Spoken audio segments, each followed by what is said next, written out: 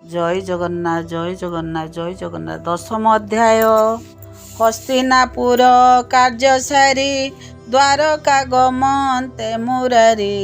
हस्तिनापुर नारी स्तुति दशम अध्याय करती शौनक वाच। बसुत कह कृष्णवाणी संसारु तरी जाहा शुणी।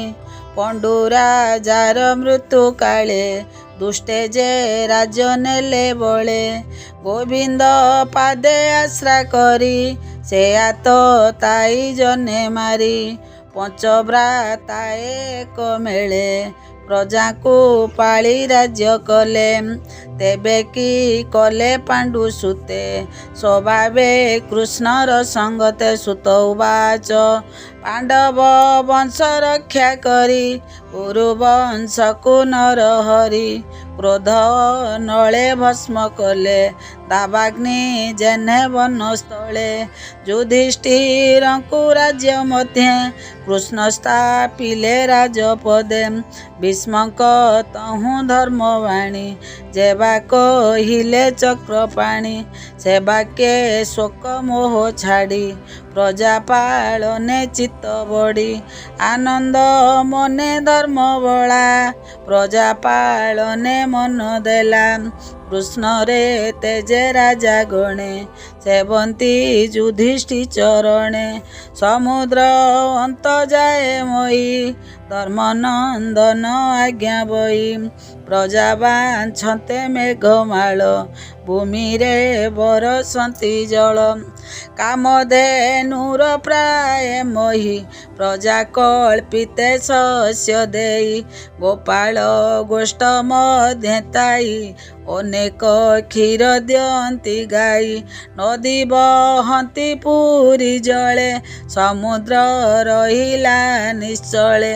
पर्वत निज स्थान स्थिर आवृत लता वन घर। औषधि गण ऋतु मते फलंती प्रजा तोष अर्थे। प्रजा को आदि व्याधि क्लेश न लागे तापत्रयलेश। धर्मनंदन राज्य जेते प्रजाए बंचंती निश्चिंते। बंधुक शोक शांत करी सुभद्रा प्रिय क्रामे हरि।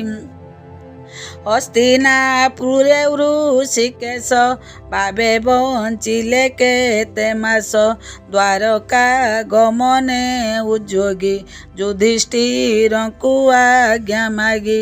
जन जन के करी कळ सुहृद प्रेम वाक्य भोळ। रथे बसिले बनमाली तुले सकळ बंधु मिली। कृष्ण सुभद्रा कुंती सुते राजाए आसीतिले जेते। गांधारी धृतराष्ट्र मेले जुजुत्सु गौतम तुले। धौम्य संगते भीम मिसी उतरा नारी मध्य आसी। कृष्ण को नमिला अंतरे गर्भर क्षण स्नेह भरे। कृष्ण विरहे मन छन्न सही न पारिहत ज्ञान। जाहार जस गुण कने शुणिबा मात्रे साधु जने। सत्संग न पारंती छाड़ी हेले तरंती भवबारी। से कृष्ण भावे भाव बढ़ी साक्षाते के पारिब छाड़ी। निरंते करंती दर्शन स्नेह निर्भरे आलिंगन। कृष्ण को कहंती वचन आवरी शयन भोजन। न देखी तार पद्म मुख काहि लभिबे आउ सुख। ए रूपे चित्त वृत्ति देई चक्षु पिछड़ा न चलई। ताहार स्नेह बध होई चलंती कृष्ण जानती जहीं। पुरु बाहार होन्ते हरि बिकले जेते पुर नारी। କମ୍ପିତ କଣ୍ଠେ ବାକ୍ୟ କହି ବୋଲନ୍ତୁ ଏକୁଆରେ ଚାହିଁ ଦ୍ୱାରକା ଗଲେ ଭାବଗ୍ରାହୀ ଆମ୍ଭର ସୁଖ ଲେଶ ନାହିଁ ମୃଦଙ୍ଗ ଶଙ୍ଖ ଭେରି ବୀଣା ଘଣ୍ଟ ଦୁଦୁଭି ନିର୍ଘୋଷଣା ବାଜଇ ନାନା ବାଦ୍ୟ ସୁର ମଙ୍ଗଳ ନାଦ ମନୋହର ସେ କୁନ୍ତୀ ରାଜେ ଯେତେ ନାରୀ କୃଷ୍ଣ ବିଚ୍ଛେଦେ ତନୁଘାରି ଜଗତି ଅଟାଳି ଆରୋହୀ ପୁଷ୍ପେ ବିଞ୍ଚନ୍ତି କୃଷ୍ଣେ ଚାହିଁ କୃଷ୍ଣର ଶିରେ ଶ୍ୱେତ ଛତ୍ର ରତ୍ନ କାଞ୍ଚନେ ସୁଘଟିତ ଅର୍ଜୁନ ଗୋବିନ୍ଦର ପାଶେ ଆନନ୍ଦେ ଘେନି ମନ ତୋଷେ ବାମ ଦକ୍ଷିଣ ପାଶେ ଟେକି ବ୍ୟଜନ ଉଦ୍ଧବ ସାତ୍ୱକୀ ଚାମର ହସ୍ତେ ପୁଣି ବିଞ୍ଚି କୃଷ୍ଣେ କର୍ପୂର ଧୂଳି ସିଞ୍ଚି ଦେବେ କୁସୁମ ବରସନ୍ତି ମାର୍ଗେ ବିଜୟ ଯଦୁପତି ବ୍ରାହ୍ମଣେ ମିଳି କୃଷ୍ଣ ପାଶେ ଅଶେଷ ଆଶିଷ ଦେଲେ ମନ ତୋଷେ ତ ସୁଖ ହେଉ ଏହି ତ ସୁଖ ହେଉ ଏହି ବାଣୀ ବ୍ରାହ୍ମଣ ମୁଖୁ ତାହା ଶୁଣି ନିର୍ଗୁଣେ ନୁହେଁ ଅନୁରୂପ ଲୀଳାବତାରେ ଆରୋପ କୌରବ ପୁର ନାରୀଙ୍କର ଉତ୍ତମ ଶ୍ଲୋକେ ଚିତ ଯାର ଅନ୍ୟନ୍ୟେ ଭାସନ୍ତି ଯେ ଗିର ସେ ସର୍ବ ସ୍ତୁତି ମନୋହର କୃଷ୍ଣଙ୍କ ଶୌର୍ଯ୍ୟ ତେଜ ଦେଖି କେ ନାରୀ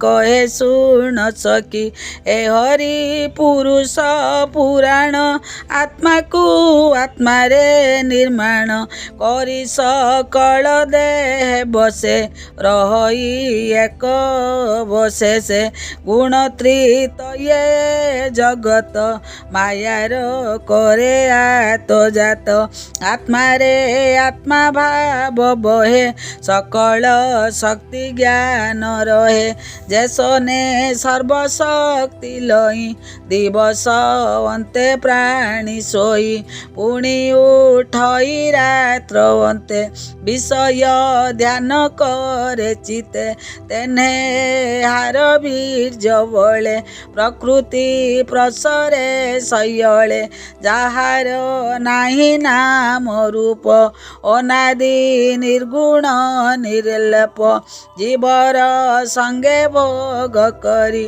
ବିହରେ ନାମ ରୂପ ଧରି ଜଗତ ସଂସାର ଏମନ୍ତେ ବିଧାନ କଲେ ବେଦ ମତେ ଯାହାର ପାଦେ ଆଶ୍ରେ କରି ଜିତ ଇନ୍ଦ୍ରିୟ ବ୍ରହ୍ମଚାରୀ ନିର୍ମଳ ଆତ୍ମାରେ ନିଶ୍ଚଳେ ଦେଖନ୍ତି ଭକ୍ତି ଯୋଗ ବଳେ ତାହାଙ୍କ ହୃଦେ ପ୍ରକାଶଇ ସକଳ କଳୁଷ ନାଶଇ ଯାର ମହିମା ମୁନି ଗଣେ ଆଗମ ନିଗମ ପ୍ରମାଣେ ଏକୁଆରେ କଥା କହି ବଞ୍ଚନ୍ତି ଯାର ପାଦ୍ୟ ଧ୍ୟାଇ ସେ କଇସ ଲୀଳା କରି ପ୍ରକୃତି ସଙ୍ଗତେ ବିହରି ସୃଷ୍ଟି କରିଣ ପୁଣି ପାଳେ ଈଶ୍ୱର ରୂପେ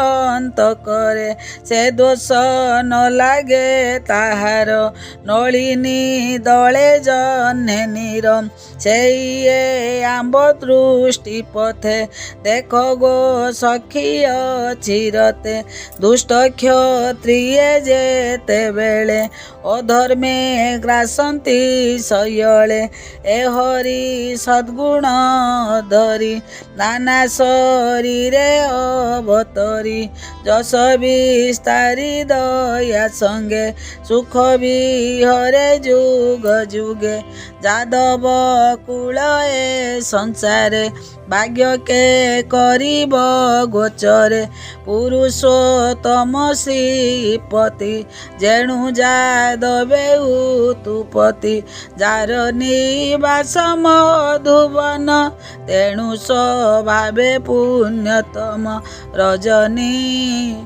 अन्ते नर लोके नाम धरन्ति पुण्य श्लोके एजे द्वारकात्री अक्षर अपार पुण्य जस्कर जहि सकल प्रजाजन कृष्णर हसित बदन निगम वाक्य जहा घोषी देखती निज द्वारे बसी कृष्णर जेते पत्नी गण से तो स्वभावे भाग्यवान जम नियम व्रत स्नान यज्ञ तपस्या महादान संकल्प करी जन्मांतरे ताहाको लभिछन्ति बरे जाहाक दर मृत पानरे गोपीए मोहित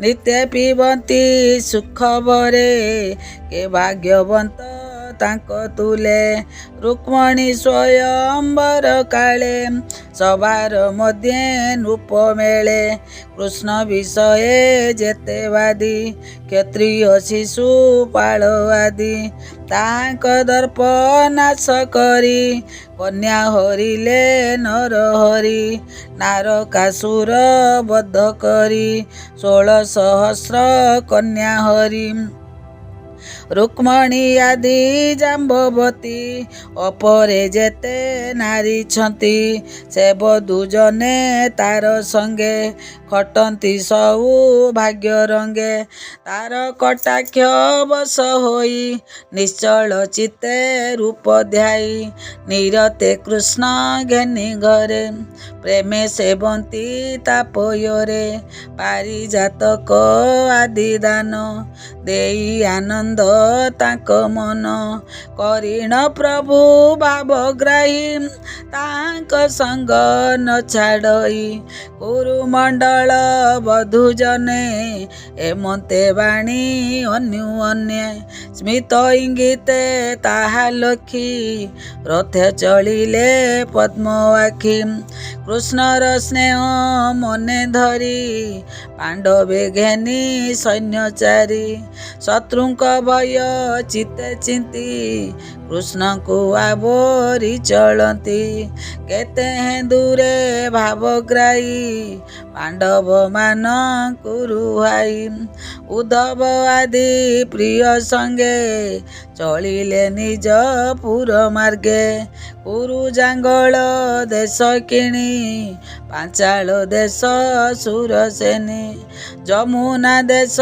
ब्रह्मावर्त मत्स्यनगर सारस्वत मधुर मरुधन्वन सौवीर आओ भारी पुरी जे पर जिणी गमिले निजरते मिलिले द्वार का प्रशस्ते से देशे जेते प्रजाजने सभ्रमे कृष्ण दर्शने अनेक उपाय न हस्ते निवेदी कृष्ण पादगते एमंते द्वार का अग्रते मिलिले दिन कर वस्ते से हरि चरण पंकजे किंकर जगन्नाथ भजे।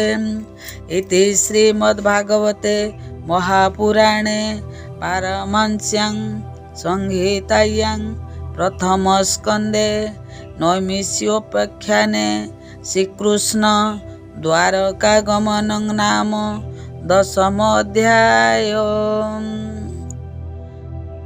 जय जगन्नाथ जय जगन्नाथ जय जगन्नाथ। भीमस्यापि रणे भंगो मुनेरपि मतिभ्रम यदि शुद्धमशुद्धवां मम दोष न विद्यते। आसंता काली 11 अध्याय। जय जगन्नाथ जय जगन्नाथ जय जगन्नाथ।